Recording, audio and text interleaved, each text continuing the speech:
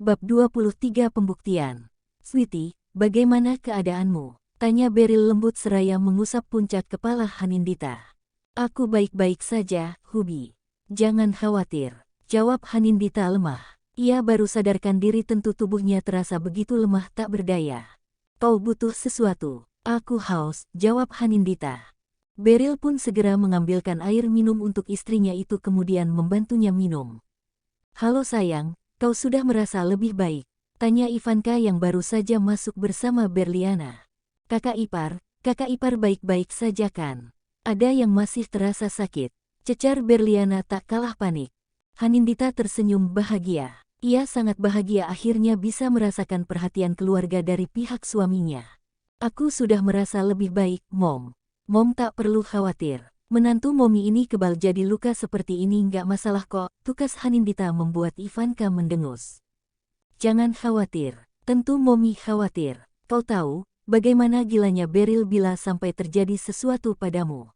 Apalagi dirimu tidak lagi sendiri, ada nyawa lain yang sedang tumbuh di rahimmu, tukas Ivanka membuat Hanindita bingung lalu ia pun menoleh ke arah Beryl meminta penjelasan.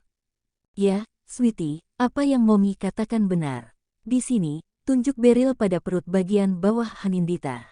Ada calon buah hati kita yang baru saja tumbuh dan berkembang, imbuhnya membuat mata Hanindita berkaca-kaca. Kamu serius, Hubi? Kalian tidak sedang mempermainkan aku kan? Jelaskan Hubi, cecar Hanindita yang masih meragukan apa yang ia dengar. Ia berharap, apa yang dikatakan Beryl dan Ivanka memang benar adanya. Beryl, Ivanka, dan Berliana pun mengangguk seraya tersenyum manis. Bahkan sangat manis membuat Hanindita jadi terisak bahagia. Sweetie, kok nangis sih? Ada yang salah atau ada yang sakit? Hanindita menggeleng tegas, bukan. Aku hanya sangat bahagia. Terima kasih, bye, Mom, Anna, terima kasih. Aku sangat-sangat bahagia. Pungkasnya membuat yang lain pun tersenyum bahagia.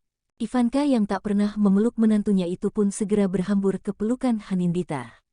Dipeluknya erat menantunya itu sambil mengusap punggungnya dengan sayang. Ia pun sebenarnya sudah sangat menyayangi menantunya itu. Ditambah kejutan tak terduga ini membuatnya makin bahagia. Ia bersyukur, Hanindita dan calon anaknya tidak apa-apa.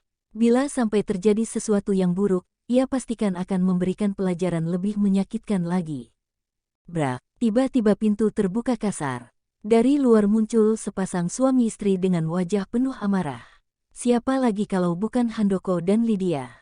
Mau apa kalian kemari? Tegas Beryl dengan sorot mata tajam penuh intimidasi. Apa kalian belum puas membuat kami sengsara? Hah.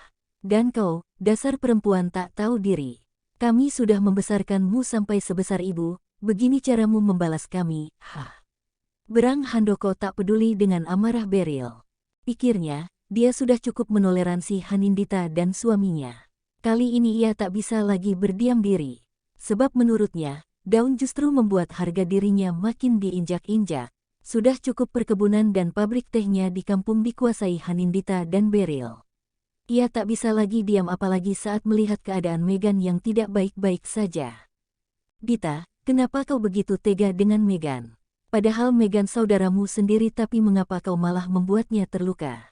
Kami tahu kami salah karena sering berbuat kasar padamu tapi bukan berarti kamu bisa sesuka hatimu. Jangan-jangan kau ingin Megan mati, hah? Imbuh Lydia dengan emosi yang meluap-luap. Hanindita bingung, di sini dirinya lah yang hendak disakiti tapi kenapa justru dirinya yang disudutkan? Mengapa keluarganya selalu saja menyalahkan dirinya atas segala sesuatu? Tidakkah mereka memikirkannya sedikit saja? Tidakkah mereka sadar di sini dirinya juga sedang terluka? Apakah dirinya tidak berarti sama sekali bagi mereka? Bisa kau tutup mulut kotor kalian, brengsek. Justru perempuan gila itulah yang lebih dahulu menculik dan hendak membunuh istriku. Berang Beryl dengan sorot mata tajam penuh kebencian dan amarah. Tidak, itu tidak mungkin. Pasti kau ingin memfitnah Megan bukan? Kilah Lydia tidak terima anaknya disalahkan. Dan kau memang manusia terbodoh yang pernah aku lihat. Tidakkah sedikit saja kau peduli dengan keadaan anakmu? Tunjuk Beryl pada Handoko. Dia bukan anakku. Dia anak pelacur di itu dengan lelaki selingkuhannya. Cih, sampai mati pun aku takkan pernah mempedulikan anak pelacur itu. Sepertinya hati nuranimu telah benar-benar tertutup dari kebenaran sampai kau tidak bisa merasakan kalau Anin benar-benar anakmu atau bukan. Oke, kalau begitu semoga kau tidak menyesali ucapanmu itu. Karena aku yakin, setelah ini kau akan menangis darah. Tapi aku tak peduli, ucap Beryl lalu ia mengambil ponselnya dan menghubungi seseorang. Menangis darah. Hahaha, tidak ada kata menyesal dalam kamusku. Bodoh, umpat Beryl. Kalian tunggulah sebentar. Aku ada kabar menarik untuk kalian, ujarnya dengan smirk menakutkan membuat Lydia tegang dan khawatir. Lalu Beryl mengalihkan perhatiannya pada Hanindita yang wajahnya memucat. Jangan bersedih, Sweetie. Kita akan membuktikan bahwa apa yang mereka katakan itu salah. Kita akan membungkam mulut kotor mereka dengan bukti-bukti yang pasti akan membuat pria bodoh itu menyesal seumur hidup. Sudah cukup kau disakiti, Sweetie. Aku tidak akan membiarkan seorang pun menyakitimu lagi. Akan aku buat menyesal mereka yang telah membuatmu menderita. Tukas Beryl membuat Hanindita tersenyum sendu. Terima kasih, Hubi, karena kau selalu menjadi guardian angel untukku. Aku tak membutuhkan orang lain di sisiku selain dirimu. Hanya dirimu, pungkasnya tak mempedulikan kedua orang yang menatap mereka dengan penuh kebencian. Brak, Beryl melemparkan sekumpulan map yang baru saja diserahkan Vano setibanya di sana ke dada Handoko membuatnya menggeram marah karena merasa tidak dihormati sama sekali oleh Beryl yang notabene-nya adalah menantunya sendiri. Batin Beryl sebenarnya mengatakan itu tidaklah sopan, tapi membayangkan bagaimana perlakuan mertuanya itu pada Hanindita selama bertahun-tahun lamanya membuatnya geram sehingga ia buang semua rasa hormat dari mertuanya itu. Peduli setan dengan Handoko yang hendak marah karena perlakuannya. Seharusnya Handoko sadar diri sebab itu merupakan buah dari perbuatannya. Tak lama kemudian, Vino datang menyusul diikuti bawahannya yang sedang menyeret seorang lelaki paruh baya. Penampilan lelaki itu terlihat sangat kuyu dan lusuh. Handoko yang melihat pria itu kembali setelah menghilang selama belasan tahun lantas menggeram kesal dengan kilat kebencian di matanya. Lalu pria itu pun dilemparkan seperti sampah oleh bawahan Vino membuat tubuh tuanya terhempas ke lantai marmer yang dingin. Matanya membelalak saat bersirobok dengan mata Handoko yang menatapnya nyalang seperti seekor hiena yang siap menerkam mangsanya. Sedangkan Lydia yang berdiri di samping Handoko sudah bergetar ketakutan. Kau, tunjuk Handoko penuh kebencian. Apa kau ingin melihat anak sialanmu yang terbaring di sana? Sarkas Handoko yang belum membuka map yang berada di tangannya. Tutup mulut sialanmu itu, Pak Tua. Bentak Beryl dengan sebelah tangan masih menggenggam erat tangan Hanindita. Hanindita membeku di tempatnya saat mendengar perkataan Handoko. Apakah benar lelaki yang diseret Vino itu merupakan ayahnya? Tapi mengapa ia tidak memiliki ikatan batin sedikit pun dengan pria paruh baya itu? Beryl pun tidak memberikan informasi apapun padanya mengenai semua rencana suaminya itu. Mata Handoko berpaling pada Beryl yang nampak menatapnya dengan kilat amarah. Lebih baik kau buka dan bacalah isi map itu baik-baik. Aku tidak mau istriku dihina apalagi direndahkan orang lain. Menurut, Handoko pun mulai membuka map itu tak sabaran karena kesal. Sedangkan Lydia yang sudah berhasil meredam ketakutannya, justru sibuk memegangi lengan Handoko sambil ikut membaca isi map yang dilemparkan Beryl. Entah apa isinya, ia ikut penasaran. Dalam hati ia berdoa semoga itu bukan merupakan bukti kejahatannya selama ini. Pegangan di lengan Handoko tiba-tiba terlepas saat melihat selembar kertas berlogo rumah sakit yang menerangkan hasil tes DNA antara Hanindita dan Handoko. Mata Handoko sampai mengerjap beberapa kali. Ia masih membisu tanpa berkomentar sama sekali. Di baliknya lembaran kedua, masih merupakan hasil tes DNA yang sama tapi dari rumah sakit lain. Mungkin tujuan Beryl untuk membuktikan kalau hasil itu valid, tidak ada kesalahan sama sekali. Nafas Handoko tiba-tiba tercekat dengan mata yang sudah merah. Map pertama itu berisi 3 lembar hasil tes DNA di 3 rumah sakit ternama dengan uji sampel dan orang yang sama, yaitu dirinya dan Hanindita.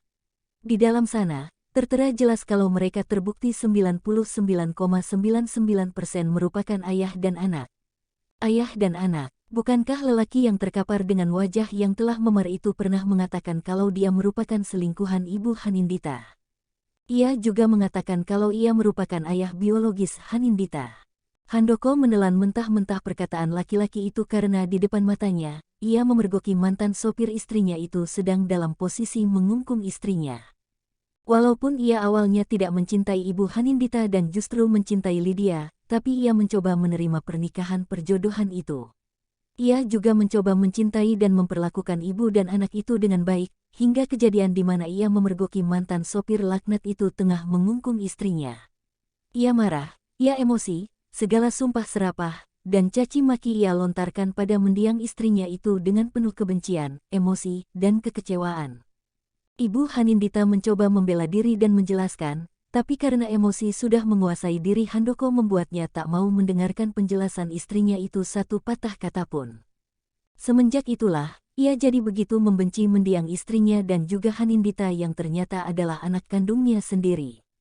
Bahkan saat istrinya menghembuskan nafas terakhirnya, ia tak ada di sisi perempuan yang melahirkan putrinya itu.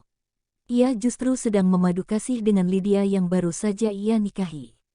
Lalu, anak yang ia kira anak hasil perselingkuhan istrinya, ternyata anaknya sendiri. Hanindita merupakan putri kandungnya sendiri.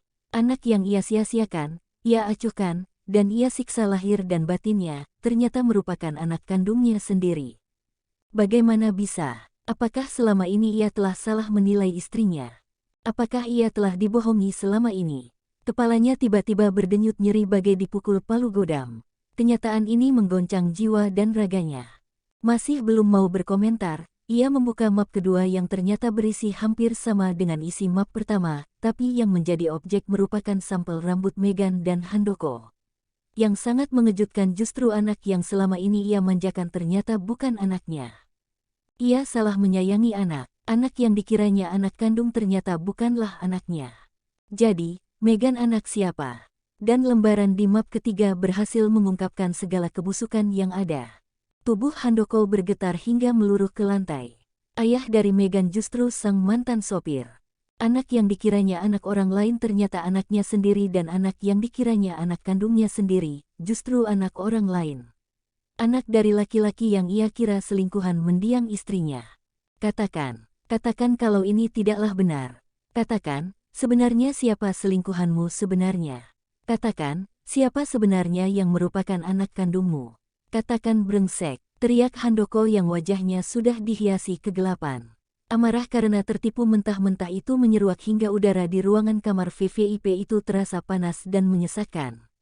Tubuh pria baya yang sedang berlutut di lantai itu bergetar ketakutan. Pun Lydia yang berada di belakang, ia beringsut berusaha untuk melarikan diri, tapi Vano telah lebih dahulu menghadangnya di depan pintu. Kau mau kemana nyonya? Tanya Vano dengan smirk devil di bibirnya. Lydia sampai menelan ludahnya berkali-kali. Tatapan penuh intimidasi tertuju padanya baik dari Beryl, Vano, maupun Vino. Sedangkan Handoko masih belum mengalihkan pandangannya pada Lydia yang telah dilanda ketakutan. Aku, katakan anak siapa Hanindita sebenarnya? Katakan bajingan. Baf. Handoko memukul rahang pria itu dengan sekuat tenaga yang ia bisa. Dia anakmu, dia anak kandungmu dan nyonya. Maafkan saya, Pak. Maafkan saya karena telah membohongi Anda. Sedangkan Meghan barulah anakku. Saya mohon, Pak, maafkan saya. Ampuni saya salah. Saya menyesal. Maafkan saya, lirih pria itu penuh penyesalan. Handoko tergelak kencang sambil mengusap air mata yang mengalir dari ekor matanya. Apa kata maafmu itu dapat memperbaiki segalanya? Apa kata maafmu itu bisa mengembalikan semuanya ke tempat semula? Kau lihat di sana, dia ternyata putriku. Anak yang kusia-siakan seumur hidupnya ternyata anakku. Kau tahu betapa besar rasa penyesalanku. Aku takkan pernah memaafkanmu brengsek. Handoko berjalan menuju pria tadi berniat untuk menghajarnya, tapi tangannya justru dihentikan oleh Vino. Selesaikan masalah kalian di tempat lain. Istriku ingin istirahat sekarang, titah Beryl tegas membuat Handoko mengalihkan pandangannya pada Hanindita yang terlihat pucat. Ia pun segera mendekat. Dita, jangan mendekat, ucap Hanindita dingin. Handoko terpaku di tempat, waktu seolah berhenti saat ia melihat sorot mata syarat luka dan kekecewaan itu di mata Hanindita. Ya, Handoko sadar akan kesalahannya selama ini. Sudah pasti Hanindita sangat terluka dan kecewa padanya. Paham Hanindita belum bisa menerima dirinya, ia pun segera mengucapkan sesuatu. Maafkan ayah, nak, maafkan ayah. Ayah tahu kata maaf takkan mengembalikan semua yang telah hilang dan berlalu. Ayah tahu kata maaf takkan membuat waktu bisa diputar ulang dan mengembalikan semua yang terlewati. Maafkan ayah, nak. Semoga suatu hari nanti kamu dapat memaafkan ayah. Maafkan, ayah. Ucap Handoko lirih dengan berlinangan air mata. Hanindita tak bergeming di tempatnya. Luka itu sudah begitu dalam dan takkan mungkin bisa terobati dengan satu kata maaf. Memaafkan itu tak semudah membalikkan telapak tangan.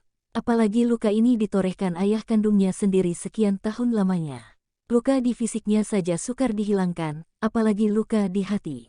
Andai tidak ada Beryl, mungkin kebenaran itu akan terkubur selamanya tanpa adanya kejelasan dan selamanya pula ayahnya akan menganggap dirinya anak selingkuhan ibunya. Setelah mengatakan itu, Handoko segera mendekati Lydia yang sudah bergetar ketakutan menatap netra Handoko yang sudah menggelap. Dengan satu tarikan di rambut, Handoko menyeret Lydia keluar dari kamar rawat Hanindita yang didominasi warna biru itu. Entah akan dibawa kemana wanita licik itu. Beryl berharap, Handoko akan memberikan pelajaran setimpal padanya. Ark, lepas, mas. Sakit, teriak Lydia tapi Handoko tak menggubris.